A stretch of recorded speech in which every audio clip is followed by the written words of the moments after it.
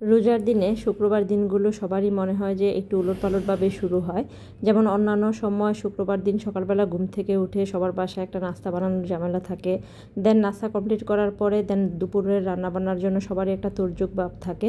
কিন্তু আসলে রোজার সময় তো আসলে ওই রান্নাবান্নার ব্যাপারটা আসলে হয়ে ওঠে না দুপুরবেলা। তো সকালবেলা দেখা যায় যে সবারই একটু আলসেমিভাবে ঘুম থেকে ওঠা হয়। তো গত দিন ছিল আমার এরকমই একটা দিন, শুক্রবার দিন, ছুটির দিন। অ্যাজ ইউজুয়াল সকালবেলা ঘুম থেকে উঠতে উঠতে প্রায় বেলা 12টার মতো বেজে গিয়েছে। তো ঘুম থেকে ওঠার পর মনে হলো যে না, আজকে বাসাটা একটু ক্লিন করি, যেহেতু উইকলি একটা দিন সময় পাই। আর রোজার সময় একটু পরিপাটি থাকা, একটু ক্লিন থাকা, একটু নিজের মনের কাছেও কিন্তু একটা শান্তি শান্তি ভাব লাগে। তো খালা চলে আসলো 12টা সাড়ে 12টার দিকে। আসার পর আমি বেডশিটগুলো আগে চেঞ্জ করে দেন পুরা ঘরের ফার্নিচার সব কিছু ঝেড়ে মুছে দেন এখন কিচেনটা ক্লিন করতে চলে আসলাম। খালা যতই পরিষ্কার পরিচ্ছন্ন করুক না কেন, চুলার আশপাশটা যদি আমি নিজ হাতে পরিষ্কার না করি তাহলে কেমন জানি একটা খুঁতখুঁত ভাব লাগে। আর খালাকে যদি দেই, খালা তো ওটা মানে ক্লিন করে, কিন্তু তারপর আমার কেন জানি মন মতো হয় না। তো ধোয়া মোছার কাজ শেষ করে খালা এখন কাটাকাটি করা শুরু করে দিল। একদিন খালা যে ছুরিটা দিয়ে কাটাকাটি করতো ওই ছুরিটা ভেঙে ফেলাতে আমি নতুন একটা ছুরি কিনে আনলাম খালার জন্য, আর খালাকে সেটা দেখাচ্ছিলাম। এখানে আজকে আমি হালিম বানাবো, তাই খালাকে দিয়ে শসা কুচি, গাজর কুচি, আদা কুচি আর লেবু কুচি করিয়ে নিলাম আগে থেকে। আর এই কাজগুলো করতে করতে অলমোস্ট প্রায় 3:30টার মতো বেজে গিয়েছে। তো আমি এখন রান্নাবান্নার জন্য টুকটাক প্রিপারেশন নিচ্ছি। তো প্রথমে আমি হালিমের যে ডালটা থাকে ওটাকে আমি গরম পানির মধ্যে কিছুক্ষণের জন্য একটু ভিজিয়ে রাখবো। হালিমের সাথে খাওয়ার জন্য আমি একটু নান রুটি করব।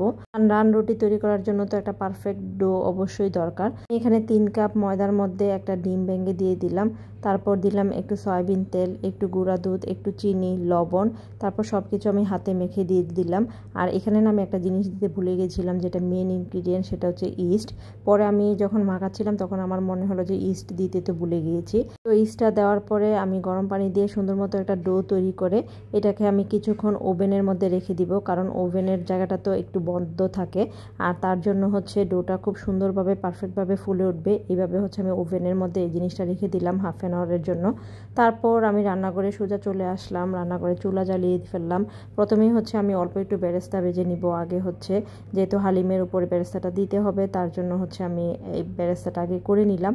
তারপর সেম তেলের মধ্যে আমি আবার একটু পেঁয়াজ কুচি দিয়ে, পেঁয়াজ কুচিটা হালকা একটু ভাজা হয়ে গেলে দেন হচ্ছে আমি ছোটো করে পিস করে রাখা যে গরুর মাংসটা ছিল ওটা দিয়ে দিলাম। আর এই গরুর মাংসটার মধ্যে একটু ভাজা ভাজা হয়ে গেলে আমি এখানে হালকা একটু মানে ভেজে নিয়েছিলাম গরুর মাংসটা। তারপর যে প্যাকেটের যে মশলাটা ছিল সেই মশলাটা আমি উপর থেকে দিয়ে দিলাম। অল্প একটু মশলা আমি অবশ্য রেখে দিয়েছিলাম একদম সবার লাস্টে যখন হালিম হয়ে যাবে হালিমের মধ্যে দেওয়ার জন্য।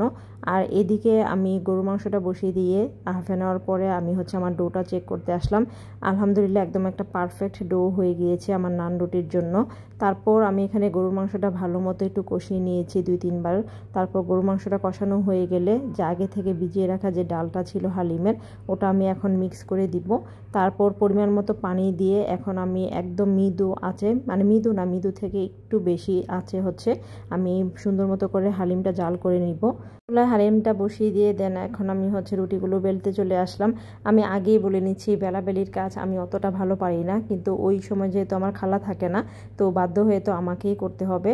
আর মাঝে মাঝে আমি গিয়ে হচ্ছে হালিমটা চেক করে আসছিলাম, কারণ হালিম যদি একবার নিচে লেগে যায় তাহলে কিন্তু একদম বিচ্ছিরি একটা ব্যাপার হয়ে যাবে।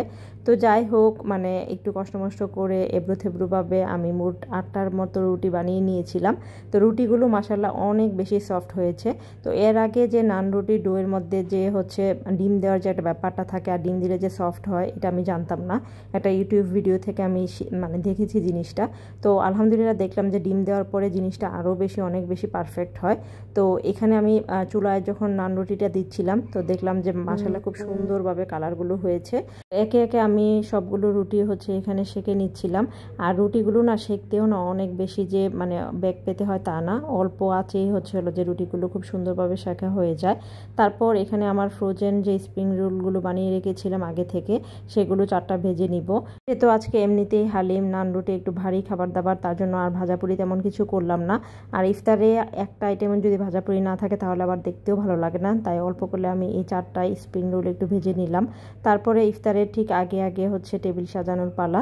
তো এখানে আমার হাজব্যান্ডকে আমি দিয়েছিলাম যে আজকে তুমি এই কাজটা করো, যেহেতু আমি বাকি কাজগুলো করেছি। সুন্দর মতো 4টা বাটিতে মানে হালিমগুলো সুন্দরভাবে সার্ভ করে নিল।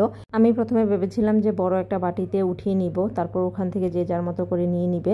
তো পরে ভাবলাম যে আবার যেহেতু শশা কুচি বা উপর থেকে সব কিছু দিব, তো বড় বাটিতে দিলে তো আসলে ওইভাবে দেখা যায় যে হয় না। তো একবারে হচ্ছে যে যার বাটিতে আমি উঠিয়ে নিলাম। তারপর এই যে আমি আমার সুন্দর মতো করে টেবিলটা সাজিয়ে নিলাম। এখানে একটা কথা শেয়ার না করে পারলাম না, সারা দিনের সিয়াম সাধনার পর যখন ইফতারের সময় এরকম টেবিলের সামনে ইফতারের টেবিল সাজিয়ে বসে থাকি, তখন আসলে মানে মন থেকে আল্লাহর প্রতি একটা কৃতজ্ঞতা বোধ চলে আসে।